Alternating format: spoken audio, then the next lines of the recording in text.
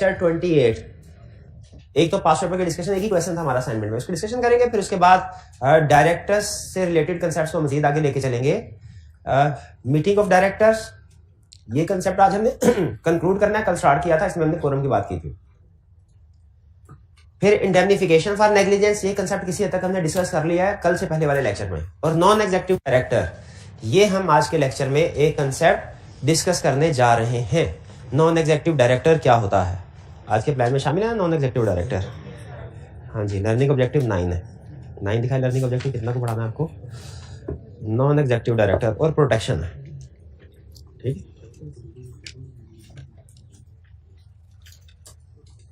जी, previous lecture में से कोई क्वेश्चन पूछना चाहते हैं पूछ लीजिए।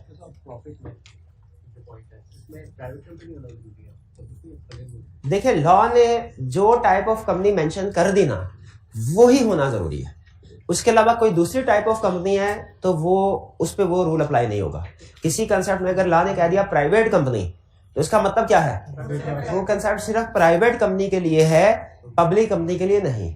और किसी जगह पे अगर लॉ ने कह दिया पब्लिक कंपनी, तो वो कंसेप्ट पब्लिक के लिए है, प्राइवेट के लिए नहीं है। ये रूल होता है हमारा, ठीक हो गया। तो जहां पे प्राइवेट आप रेफर कर रहे हैं, जहां पे प्राइवेट कंपनी लिखा हुआ है, ऑफिस ऑफ प्रॉफिट वाले में शायद वो कह रहे हैं कि लिखा हुआ है किसी जगह पे प्राइवेट कंपनी, तो वो सिर्फ प्राइवेट कंपनी के लिए होगा इसका मतलब, फिर वो पब्लिक कंपनी के लिए नहीं है। जी, और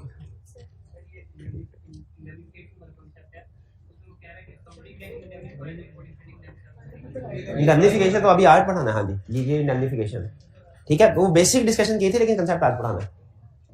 और भी क्वेश्चन, आपके क्वेश्चन इधर से।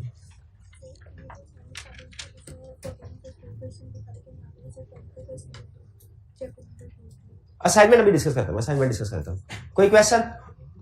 चलिए, अब हमारा क्वेश्चन है 22, वॉल्यूम 1 है, इसमें क्वेश्चन है 22। 21 भी रहता है, 21 डिस्कस नहीं हुआ था, वो भी कर लेते। 21, तो हमने इसमें 21 को भी ऐड कर लेते हैं। कह रहे at the annual general meeting of Rahbar refineries limited, certain share holders have raised objection on matters related to the use of company's fund. कुछ शेयर होल्डर्स ने कहा कि कंपनी के फंड सही इस्तेमाल नहीं हो रहे। अच्छा, इस्तेमाल कौन कर रहा होता है कंपनी के फंड्स को? डायरेक्टर्स कर रहे होते हैं। उन्हें अपने बेनिफिट के लिए यूज करने चाहिए कि शेयर होल्डर्स के, कम्युनिटी के, बिल्कुल शेयर होल्डर्स कम्युनिटी के इंटरेस्ट, एम्प्लॉइज के इंटरेस्ट के मुताबिक यूज करने चाहिए। In the opinion of those shareholders, the directors have exceeded the authority vested upon them by Companies Act. Share holders के ख्याल में डायरेक्टर्स ने अपनी अथॉरिटी से एक्सीड किया है, जो लॉ ने अथॉरिटीज दी थी उनसे एक्सीड किया है। Identify those powers of director which the share holders of RRL may be referring to.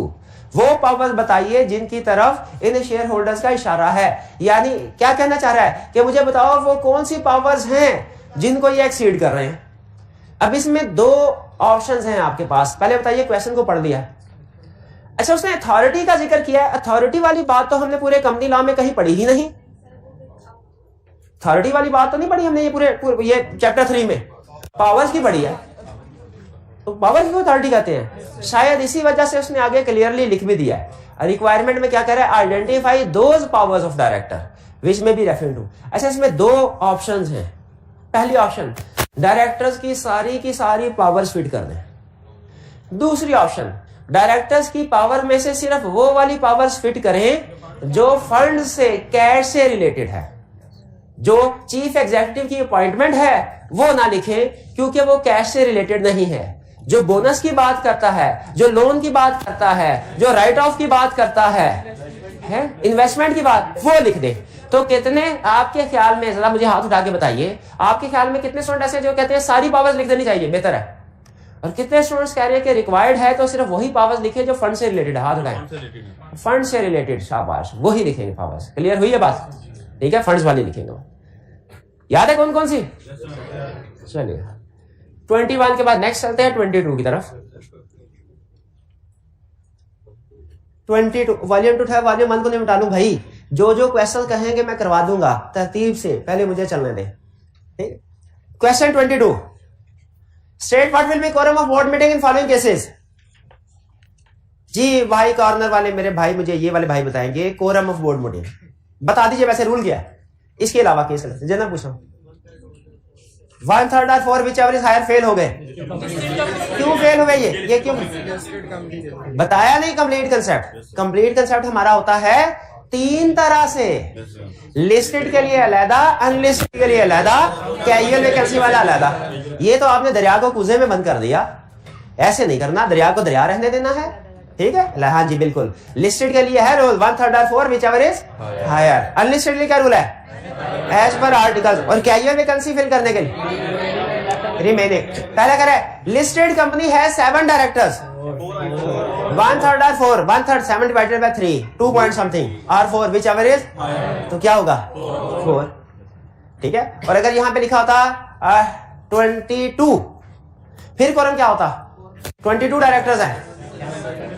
7 नहीं 8 होता, 7 नहीं होता, 22 डायरेक्टर्स होते तो 1/3 बनता 7.33। अब ये लॉ है, आपकी काउंटिंग नहीं है कि राउंड ऑफ चाहे ऊपर कर दे चाहे नीचे कर दे। लॉ कहता है अगर आप इसको नीचे लेके आएंगे ना 7 पे तो 1/3 पूरा नहीं हो रहा होगा, इसको आपने ऊपर ही लेके जाना है 8 पे। 7.33 भी गलत होगा क्योंकि वो हो ही नहीं सकता, 7 भी गलत होगा, लीगल रिक्वायरमेंट पूरी नहीं हो रही, 8 सही है, ठीक है। अच्छा आप आगे चलते हैं, कह रहा है लिस्टेड कंपनी है 17 डायरेक्टर्स, 6 हाँ शाबाश 6 आएगा बिल्कुल ठीक। लिस्टेड कंपनी है 7 directors, unfortunately 4 directors died in A car accident. नहीं भाईजान ये तो कभी मीटिंग हो ही नहीं, कोरम हो ही नहीं सकता, 4 होने चाहिए कैजुअल वैकेंसी के केस में। अच्छा आप मुझे बताइए जरा, जब बोर्ड की मीटिंग होगी कितने डायरेक्टर्स आएंगे, 3 डायरेक्टर है। सबसे पहले ही साले सवाब की दुआ करेंगे, कोई इतराज तो नहीं आपको। फिर इसके बाद वो 4 नए डायरेक्टर्स को, ये नए डायरेक्टर्स घर में बैठे हुए हैं, अब बोर्ड मीटिंग में 3 डायरेक्टर्स हैं, इन्होंने उन नए डायरेक्टर्स को अपॉइंट कर दिया। अब वो नए डायरेक्टर्स अगली मीटिंग से आएंगे, आपको कोई इतराज तो नहीं है, अपॉइंटमेंट के बाद बंदे का सामने होना जरूरी तो नहीं। अपॉइंटमेंट करने के बाद उन्होंने इन्वेस्टमेंट करनी है एक, उस इन्वेस्टमेंट के लिए उन्होंने रेजोल्यूशन पास कर दी, तीनों एग्री करते थे रेजोल्यूशन पास कर दी। बात क्या कर सकते हैं, क्यों नहीं कर सकते, रिमेनिंग डायरेक्टर्स कोरम पूरा तो हो रहा है, शाबाश, ये नहीं कर सकते। रीजन, रिमेनिंग डायरेक्टर का कोरम सिर्फ कैजुअल वैकेंसी के लिए है, बाकी के जितने भी फैक्टर्स होंगे अब वो नए डायरेक्टर्स के ऐड होने के बाद डिस्कस होंगे। ये बात ध्यान में रखिएगा, रिमेनिंग डायरेक्टर के साथ उसने लिखा हुआ है for the purpose of filling casual vacancy. 22 clear हो गया जी। आगे चलते हैं, अब नेक्स्ट हमारा वॉल्यूम 2 के भी असाइनमेंट थी 5 क्वेश्चन 5 था, मुझे कंफ्यूज किया हुआ है आपने, क्वेश्चन पता नहीं किया कि नहीं किया। 5 कह रहा है डायरेक्ट, सबसे पहले एक केस स्टडी लग रही है कि रिप्रोडक्शन का क्वेश्चन लग रहा है, केस स्टडी लग रही है। अच्छा आई कैप एक और तरीका वारदात है आई कैप का, शक्ल केस स्टडी की दिखाता है, पूछता रटे वाला क्वेश्चन है, ये आपको पता है ना, हाँ जी। तो हमने देखना है यार।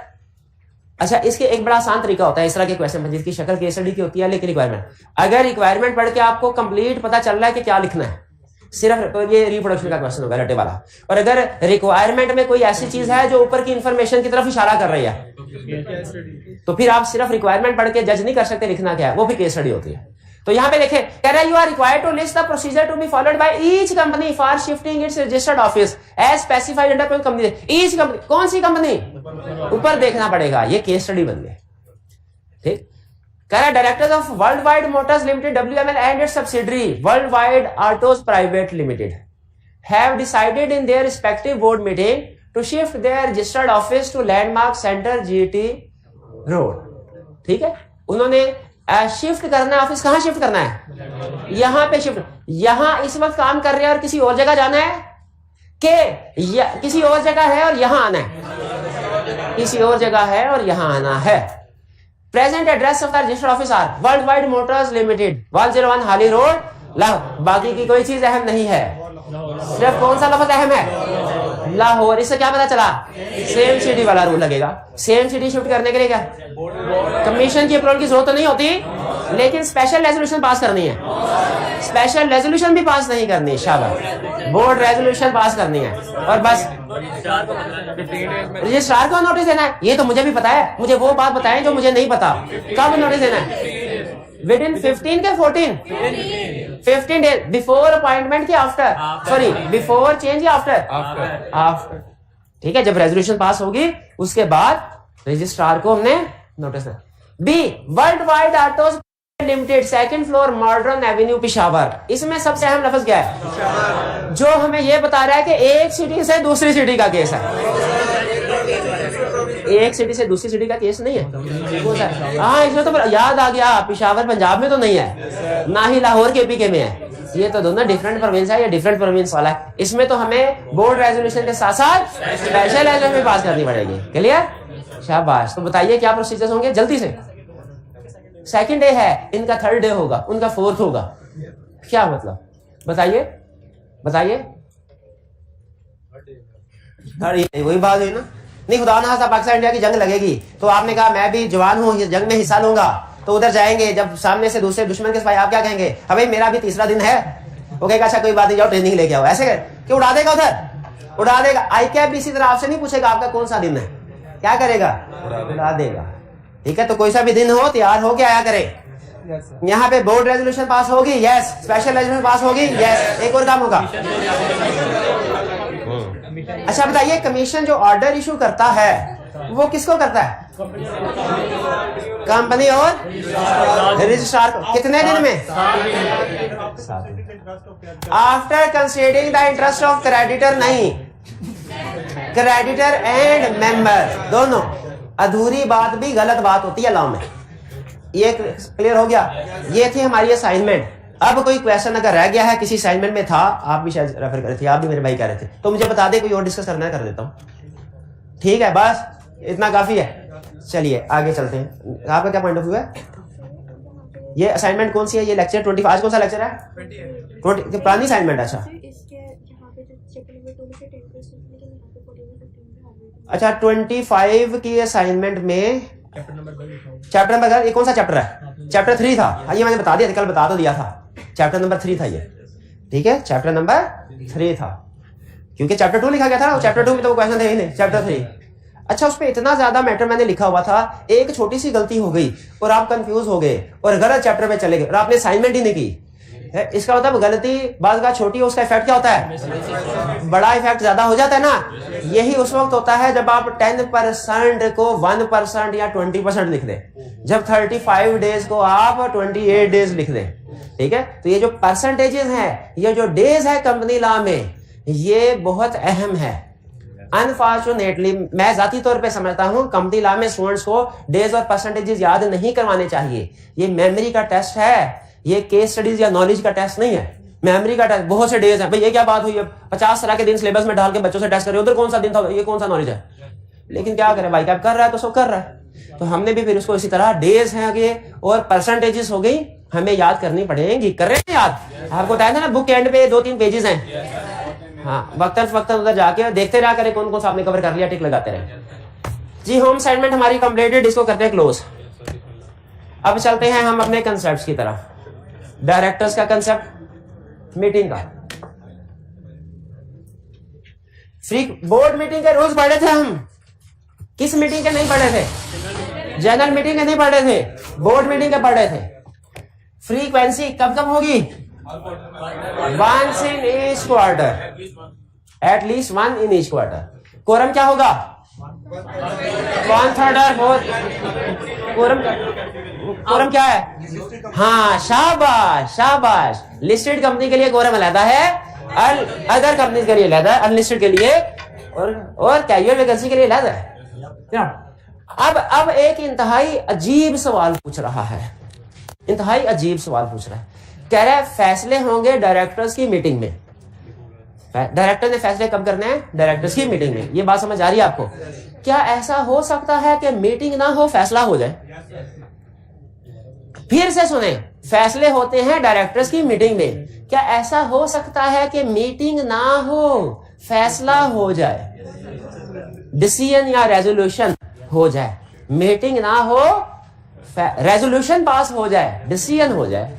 क्या ऐसा हो सकता है? बात है अजीब, लेकिन लॉ ने कहा हो सकता है, हो सकता है। भाई देखें, हो सकता है कुछ डायरेक्टर्स जो हैं वो पाकिस्तान से बाहर गए हों, ठीक है, पाकिस्तान से बाहर गए हुए हैं, तो क्या करें, वीडियो कॉन्फ्रेंसिंग करवा लें, हाँ ये भी ऑप्शन है।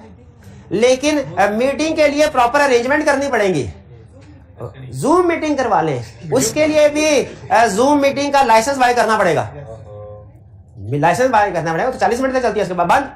डायरेक्टर्स की मीटिंग 5-10 मिनट की थोड़ी होगी, ठीक है, ये कितने मिनट की होगी, हाँ उस मैटर पे डिपेंड करता है कितने मैटर डिस्कस है।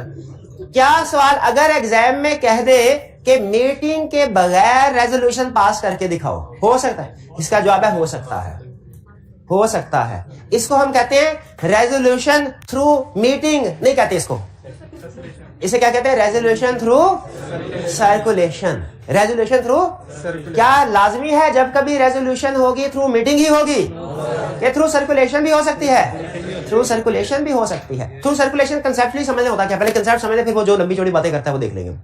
कंसेप्ट ये है, सम टाइम कोई एक मैटर आता है जिसके ऊपर बोर्ड ऑफ डायरेक्टर्स की अप्रूवल लेनी होती है। कोई 10-12 मैटर्स होना तो प्रैक्टिकली फिर मीटिंग करवा ली जाती है, फिर मीटिंग ही बेहतर होती है। लेकिन कोई एक आधा मैटर होना जिसके ऊपर फौरी तौर पे एक्शन लेने की जरूरत है, तो फिर मीटिंग की जो फॉर्मेलिटीज है वो उनको बाईपास कर, उस वक्त क्विक डिसीजन करना होता है। तो लॉ ने उसका रास्ता ये दिया हुआ है, आपके पास सारे डायरेक्टर्स के ईमेल हैं। पुराने जमाने में एड्रेस होते थे तो हम पोस्ट ऑफिस के जरिए से लेटर भेज देते थे, लेकिन अब चूंकि आपको पता है वो कम ईमेल के जरिए से आपके पास आपने कम्युनिकेट करना है, जो भी मैटर है सेंड कर देना है सारे डायरेक्टर्स को, और साथ में एक फॉर्म लिख देना है जिसमें लिखा होगा वोट यस वोट नो। जैसे हो सकता है वो कहे कि सर हमने ऑथोराइज शेयर कैपिटल 200 मिलियन है और हमने 150 मिलियन अभी तक इशू किया हुआ है, 50 मिलियन हमने मजीद इशू करना है, इसके लिए अप्रूवल चाहिए, और क्या आप 50 मिलियन मजीद इशू करने की इजाजत देते हैं? नीचे लिखा होगा यस, आगे लिखा होगा नो। अच्छा एहतियातन इसके इस रेजोल्यूशन के साथ ना उन्होंने कोई डॉक्यूमेंट साथ में वर्किंग पेपर अटैच कर दिए होंगे कि मेमोरेंडम की कॉपी जिससे पता चल जाए कि ऑथोराइज 200 मिलियन है वाकई, और फाइनेंशियल स्टेटमेंट की कॉपी जिससे पता चल जाए कि इशूड वाकई 150 मिलियन है, ठीक है। साथ रेजोल्यूशन के साथ वर्किंग पेपर अटैच कर दिए जाएंगे, और मेरा ख्याल है सिर्फ उन डायरेक्टर्स को ईमेल भेजी जाएगी जिनके बारे में हमें पहले से अंदाजा हो ये यस ही करेंगे। सबको भेजनी है, पक्का सबको भेजनी सबको है, आए या ना आए उसकी मर्जी, भेजनी रेजोल्यूशन सबको है सारे वर्किंग पेपर के साथ। जब डायरेक्टर्स को ईमेल मिलेगी वो पढ़ेंगे, फिर क्या करेंगे? यस, जिसे यस करना है यस करेगा, जिसे नो करना है नो करेगा, ईमेल सेंड हो जाएगी। फिर उसके बाद एक डायरेक्टर को याद आएगा ये मैंने तो नो करना था, मैंने तो यस पे टिक कर दिया, ठीक है। जैसे बात का पेपर के बाद आगे याद आता है कि इसमें तो मैंने ये करना था, कर मैंने ये दिया है, और फिर भागे वापस उसके पास जाते हैं इन्विजिलेटर के पास, उसे कहते हैं सर थोड़ी सी गलती होगी जरा पेपर दे दे। कहते कोई बात नहीं बेटा, गलतियां इंसान से हो जाती हैं, कोई बात नहीं, ये ले पेपर सही कर ले, ऐसे कहेगा? क्या कहेगा? तो अगर कोई डायरेक्टर एक दफा वोट कास्ट कर ले थ्रू रेजोल्यूशन, बाद में समझ आए नहीं चेंज करना है, क्या चेंज कर सकता होगा? नहीं कर सकता। डायरेक्टर मेंबर नहीं कर सकते तो डायरेक्टर कहां से कर सकता है? अगर मेंबर्स थ्रू रेजोल्यूशन डिसीजन दे दे एक दफा अपना, तो वो नहीं चेंज कर सकते, तो डायरेक्टर कहां से कर सकता है? डायरेक्टर भी नहीं कर सकता है। ये रेजोल्यूशन थ्रू सर्कुलेशन का कंसेप्ट समझ आ गया? एग्जाम में वो रेजोल्यूशन थ्रू सर्कुलेशन के अल्फाज प्रोबेबली यूज नहीं करेगा, केस स्टडी बनाएगा जिसमें वो कोई ना कोई डायरेक्टर की पावर में से एक मैटर उठाएगा और आपसे कहेगा ये मैटर के ऊपर अप्रूवल चाहिए, लेकिन बोर्ड मीटिंग किसी वजह से कंडक्ट नहीं हो सकती, ये क्वेश्चन में क्लियरली लिखा होगा, वरना तो आप कह देंगे कि जी बोर्ड मीटिंग करवाए क्लियरली। तो फिर आपने क्या सजेस्ट करना है? रेजोल्यूशन थ्रू सर्कुलेशन, ठीक है। फिर बात समझ आ गई है? अच्छा एक क्वेश्चन में उसने पूछ लिया, उसने कहा ये मसला है, ये बोनस देना एम्प्लॉइज को, ईद है करीब, फौरी तौर पे फैसला करना है, लेकिन मीटिंग नहीं हो सकती। डायरेक्टर ने कहा बोनस अप्रूव करने के लिए हम सारे काम छोड़ के ईद की छुट्टियों में ऑफिस आएंगे, मीटिंग नहीं हो सकती, रेजोल्यूशन पास करनी है, तो क्या लिखेंगे? रेजोल्यूशन। अच्छा अगर फर्ज कीजिए वो आपको सिर्फ इतना कहता है कि ये मसला है बोनस देना एम्प्लॉइज को, और इसके लिए पॉसिबल सजेशंस क्या हो सकती हैं, फिर दोनों बता दें, फिर मीटिंग भी बता दें, रेजोल्यूशन सर्कुलेशन भी बता दें। जैसे याद है वो एक हमने कंसेप्ट पढ़ा था जिसमें वो रिक्वायर्ड शेयर होल्डिंग हासिल कर लेता था, तो वो हमसे पूछता था बताइए इसके पास डायरेक्टर बनने के लिए क्या ऑप्शंस हैं, ठीक है, तो हम वो भी बताते होते थे रूटीन वाली बात, वो तो पहले बताते थे रूटीन वाली बात। कौन सी होती थी? वो नोटिस भेजेगा, रिक्वायर्ड शेयर होल्डिंग वाला नोटिस भेजेगा, कंपनी कितने दिन के अंदर प्रोसीडिंग स्टार्ट करेगी? 30 के 21 हो गए ना कंफ्यूज? 30 के 21 30 डेज था, 21 नहीं था। मैं ला तुम्हें थोड़ा बताया तो था, कल बताया था ना, मेरा ला थोड़ा वीक है। कोई बात नहीं, आप अब मुझे सिखाते रहेंगे, इंशाल्लाह जल्दी सीख लूंगा, बेफिक्र। तो लेकिन फीस कोई नहीं देनी, मैंने पहले बता दूं, मुझे सिखाने की फीस। तो हमने इस सिचुएशन में फिर दोनों पॉसिबिलिटी डिस्कस करने हैं। अब देखते हैं कंसेप्ट क्या कह रहा है। कह रहा है रेजोल्यूशन थ्रू सर्कुलेशन। क्या रेजोल्यूशन फैसला करना सर्कुलेशन के जरिए, ईमेल वगैरह, ठीक है, लेटर सेंड करना, कोरियर करना, क्या रेजोल्यूशन थ्रू सर्कुलेशन पास हो सकती है? यहां पे कह रहा है यस, वैलिड है। वैलिडिटी का पीरियड क्या है? वैलिड है। अगर मेजोरिटी ऑफ डायरेक्टर्स अप्रूव करें तो वैलिड है। नॉर्मल में मेजोरिटी के जरिए से होता है, बिल्कुल वैलिड है, कर सकते हैं। और ऐसी वैलिड है, ऐसी इफेक्टिव है जैसे मीटिंग में अप्रूव हुई हो, इसका स्टेटस उतना ही इफेक्टिव है। सिर्फ इस वजह से इसके मीटिंग के बजाय सर्कुलेशन के जरिए अप्रूव किया गया था, इससे फर्क नहीं पड़ेगा। रेजोल्यूशन थ्रू सर्कुलेशन भी वैलिड है और इक्वली वैलिड है जैसे बोर्ड मीटिंग में हुई। चलो यहां पे उसने हमें इजाजत दे दी कि पास कर सकते हो। अब आगे इसके रूल्स हैं। क्या रूल्स हैं? पहला रूल, ऑल डायरेक्टर को सर्कुलेट करना। इसमें फोकस सर्कुलेटेड पे नहीं है, और सेलेक्टेड डायरेक्टर्स को नहीं करना। जैसे जनरल मीटिंग का नोटिस होता है ना, वो भी सारे शेयर होल्डर्स को सेंड करते हैं, चाहे किसी के पास एक शेयर क्यों ना हो। अलॉन्ग विद नेसेसरी पेपर, अगर कोई नेसेसरी पेपर साथ अटैच करना जरूरी है, जैसे मेमोरेंडम की कॉपी, जैसे आर्टिकल्स की कॉपी, जैसे कोई एग्रीमेंट अप्रूव करना है उसकी कॉपी, तो वो भी अटैच होने चाहिए कि नहीं? वो भी अटैच होने चाहिए। साइंड इन राइटिंग साइन करेंगे। अच्छा, इन राइटिंग से मुराद इलेक्ट्रॉनिकली भी है, याद रखिए। इलेक्ट्रॉनिकली भी इसमें कह रहा है जबानी कलामी नहीं होगा। यानी अगर ईमेल भेजा है ना, तो ये ना समझेगा ईमेल राइटिंग नहीं है, ईमेल राइटिंग है। लेकिन अगर ईमेल आई और डायरेक्टर फोन करके कह दे सर मेरी तरफ से हाँ है, तो उसका वोट गिनेंगे? उसे कहेंगे ना भाई रिटर्न फॉर्म में दे, रिटर्न फॉर्म में दे। रिटर्न का मतलब क्या?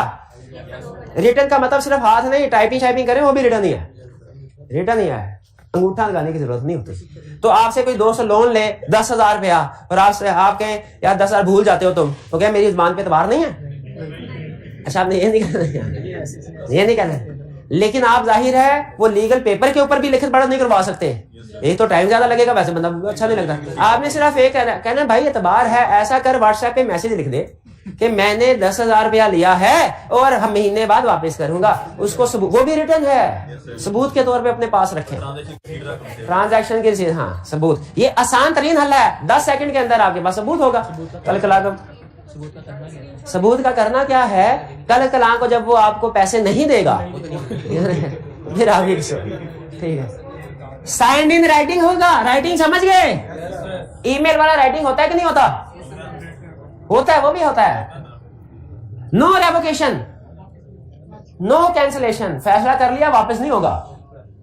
To be noted in minutes of next meeting, जब नेक्स्ट मीटिंग होगी उसमें यह मैटर दोबारा डिस्कस नहीं होगा, लेकिन उस मीटिंग में यह फैसला लिखा जाएगा कि हमने ये फैसला भी, ये रेजोल्यूशन भी पास की है। मिनट्स पढ़ा हुआ आपने? क्या बिजनेस कम्युनिकेशन का सब्जेक्ट पढ़ा? मिनट्स ऑफ द मीटिंग क्या होते हैं? मिनट जैसे होता है लेक्चर, और लेक्चर के जो नोट्स आप बनाते हैं, लेक्चर पूरा, नोट्स उसमें की पॉइंट्स, उसी तरह मीटिंग में, मीटिंग पूरी सारी मीटिंग की ऑफिशियल रिकॉर्ड गैस कीजिए क्या होता है। क्या जहां डायरेक्टर की बोर्ड मीटिंग वाकई ही हुई थी, उसमें वाकई ही फैसले और यही फैसले हुए थे? इसका मेरा हाल है उधर वीडियो बन रही होगी, वीडियो नहीं बन रही होगी। तो क्या सबूत होता है? मिनट्स ऑफ द मीटिंग, जिसमें समरी बनाई जाती है। एक सेक्रेटरी बैठा होता है, जो जो फैसले करे जाते हैं, कहता है लिख भाई, ये भी लिख, ये भी फैसला, ये भी लिख। वो फैसले लिखता है, एंड में सारे साइन कर देते हैं उसके ऊपर। या सॉरी सिर्फ चेयरमैन साइन कर देता है, ठीक है, सिर्फ चेयरमैन ऑथेंटिकेट कर देता है मिनट्स ऑफ द मीटिंग को। पता चल जाता है कि ये चीज डिस्कस हुई थी। ये होते हैं मिनट्स। अब आपने मिनट्स कह दिया तो फिर आपने मिनट्स का कंसर्न मुझे डिटेल में समझाना पड़ेगा। भूल गए? मिनट्स कह रहे क्या जो मीटिंग हुई है, उन मीटिंग में रेजोल्यूशन फैसले हुए हैं, उनका कोई रिकॉर्ड रखा जाएगा कि कोई नहीं? ऑडियो फॉर्म में, वीडियो फॉर्म में, के रिटन मिनट्स की शक्ल में? मिनट्स की शक्ल में। कह रहा है every company shall keep record eight registered office. जितनी भी मीटिंग्स पास हुई हैं और रेजोल्यूशन पास हुए हैं। स्टूडेंट कहने लगा सर मीटिंग के साथ रेजोल्यूशन क्यों बार बार बोलते हैं? जब हमने कह दिया मीटिंग का रिकॉर्ड रखा जाएगा तो रेजोल्यूशन भी तो उसी में होती है। जब मीटिंग का रिकॉर्ड रखा जाएगा तो रेजोल्यूशन का भी तो ऑटोमेटिकली हो गया, क्योंकि रेजोल्यूशन मीटिंग में पास होती है। क्या सही कह रहा है? नहीं सही, क्यों नहीं सही कह रहा? कुछ रेजोल्यूशन थ्रू सर्कुलेशन भी तो हो सकती है। इसलिए उसने जहां पे रिकॉर्ड ऑफ मीटिंग्स की बात की वहां पे रिकॉर्ड ऑफ रेजोल्यूशन की भी बात है।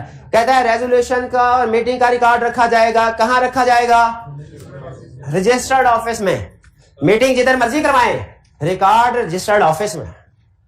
ठीक है, मीटिंग जिधर मर्जी करवाएं, रिकॉर्ड किधर रखना है? रजिस्टर्ड ऑफिस में। कौन सा पॉइंट दोबारा बता दूं? कौन सा? यही, हर कंपनी अपनी मीटिंग और रेजोल्यूशन का रिकॉर्ड रखेगी। रखेगी रिकॉर्ड। कहां पे रखेगी? रजिस्टर्ड ऑफिस में। रजिस्टर्ड ऑफिस में। शादी जहां मर्जी करवाएं, मूवी असलम फोटोग्राफर से बनवाएं, लिखा होता है क्या? नहीं लिखा होता है ना बाज़ औक़ात। तो मीटिंग जहां मर्जी कराएं, रिकॉर्ड रजिस्टर्ड ऑफिस में रखवाएं, ये कह रहा है।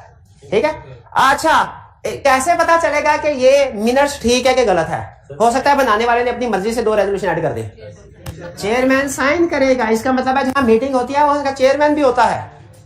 चेयरमैन भी होता है। ठीक है, अच्छा बताइए minutes of the meeting and resolution record रखा जाएगा? कहां रखा जाएगा? कितने अरसे के लिए? It depends. It depends. अगर तो है वो फिजिकल फॉर्म में, अगर तो है वो फिजिकल फॉर्म में तो वो 10 साल तक रखना है। अगर है इलेक्ट्रॉनिकली तो वो परमानेंट हमेशा ता क़यामत रखना है, यानी जब तक कंपनी है, जब तक कंपनी में क़यामत नहीं आती। शाबाश। तो फिजिकली रिकॉर्ड करा 10 साल और इलेक्ट्रॉनिकली फिजिकली फर्क पता ना? हाँ जी, शाबाश। अच्छा अब आई क्या, आपका जो एडमिट कार्ड भेजता है वो इलेक्ट्रॉनिकली भेजता है कि फिजिकली?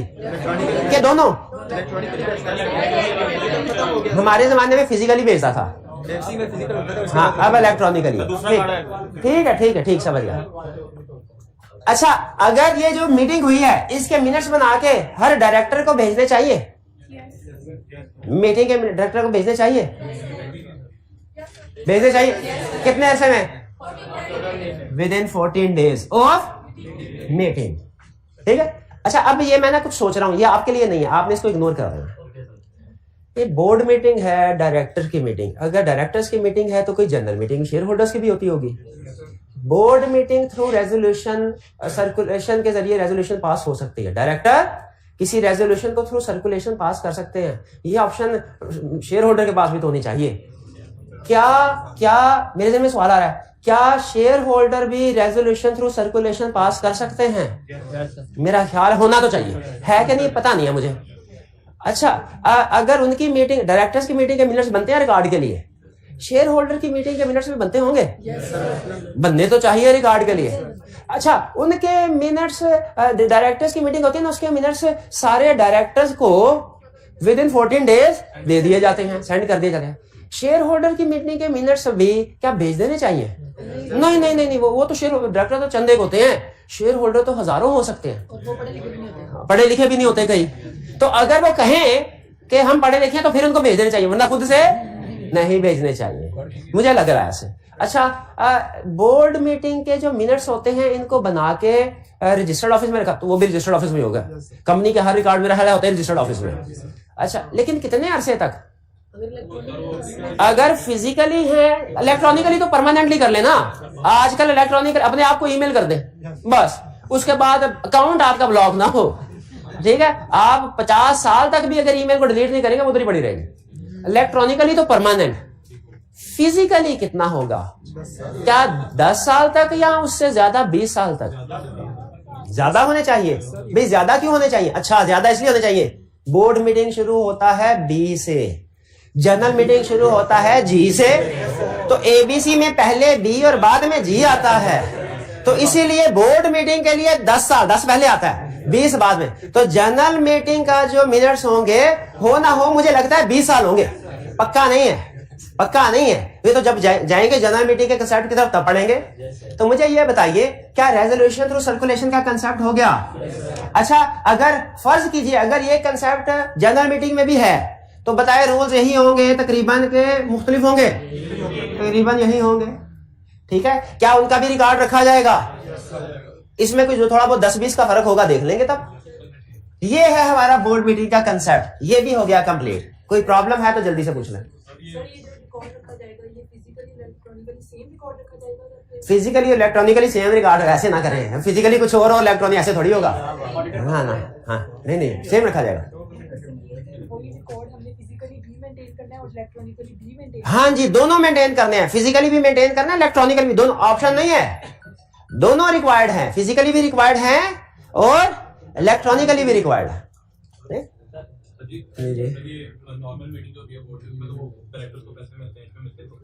नॉर्मल बोर्ड मीटिंग होती है उसमें पैसे मिलते, इसमें पैसे नहीं मिलते भाई, ऐसे तो ना करें, हर चीज के पैसे तो ना करें, थोड़े बहुत होने चाहिए।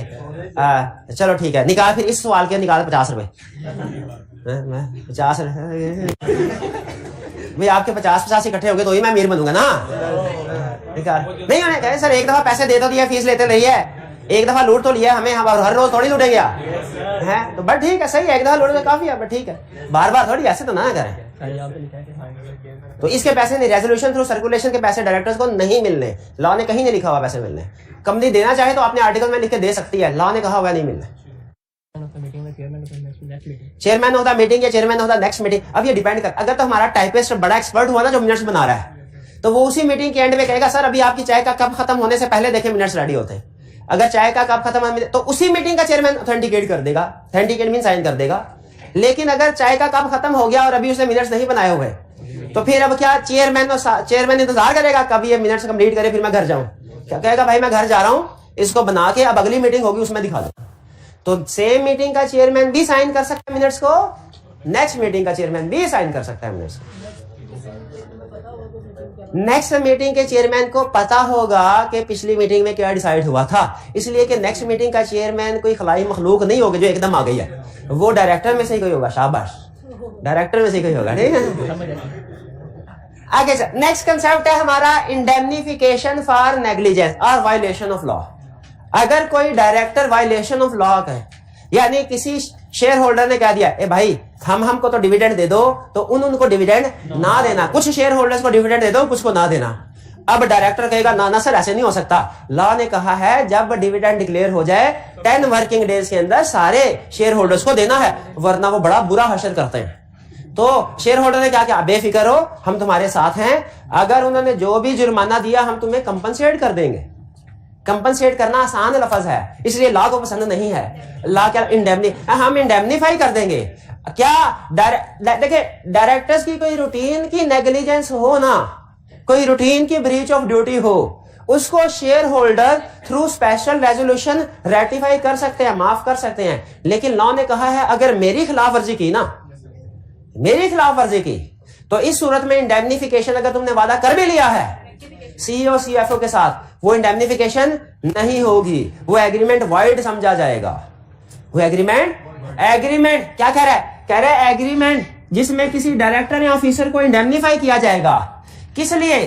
फॉर नेग्लिजेंस और ब्रीच ऑफ ड्यूटी। ये नेग्लिजेंस ब्रीच ऑफ ड्यूटी है लॉ की वायलेशन से रिलेटेड, लॉ की वायलेशन से रिलेटेड। अगर आपने लॉ की वायलेशन हो रही है, नॉर्मल तो स्पेशल रेजोल्यूशन से हो सकती है, ठीक है, लेकिन अगर लॉ की वायलेशन हो रही है तो इस तरह का एग्रीमेंट किया तो एग्रीमेंट क्या होगा? वाइड होगा। एग्रीमेंट क्या है? वाइड। जैसे लॉ की वायलेशन की, एग्रीमेंट किया सीईओ के साथ, सीईओ ने 2 महीने तक डिविडेंड नहीं दिया, लॉ ने उसे सलाह दी, उसने कहा 5 मिलियन जमा करा दो हमारे अकाउंट में। क्या ये 5 मिलियन सीईओ अपनी जेब से देगा कि जिन कंपनी इंडेमनीफाई करेगी? ठीक है, तो कोई ऐसी लॉ की वायलेशन हुई जिसपे कोई केस हुआ सीईओ सीएफओ का, वो केस हार गया तो फिर अपनी जेब से बैठ। हाँ, लेकिन बाज़ बात होता है उसका कसूर नहीं होता, लोग बिला वजह केस कर देते हैं, बाज़ औक़ात बिला वजह केस कर देते हैं। जैसे फर्ज कीजिए कोई शेयर होल्डर ये कहे कि भाईजान आपने डिविडेंड 7 दिन में दे दिया, ठीक है, लेकिन डिविडेंड पाक रुपीज में क्यों दिया, डॉलर में क्यों नहीं दिया? आप इसका मतलब शेयर होल्डर का भला नहीं सोचते, उसने केस कर दिया। अब केस डिफेंड किया सी, अच्छा सीईओ के खिलाफ केस किया, सीईओ का नाम लेके, सीईओ पेशियां भुगतेगा? क्यों नहीं भुगतेगा?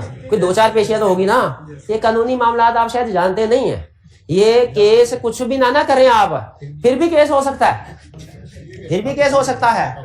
ए भाई साहब, ये अब ये देखिएगा, ये एक लॉयर ने मुझे बताया, ये स्टूडेंट मैं ऐसे किया है ना, इस बात में भी ये अगर चाहे मेरे खिलाफ केस कर सकते हैं, मेरे खिलाफ केस, तो मैं इनको दहशत ज़दा करने की नहीं की क्या, दहशत ज़दा करने की कोशिश की क्या नहीं की, मेरा केस कर सकते, तो केस बड़ी वो कोई प्रॉब्लम नहीं है, 2-4 केस। अच्छा फिर उसके बाद क्या करेंगे?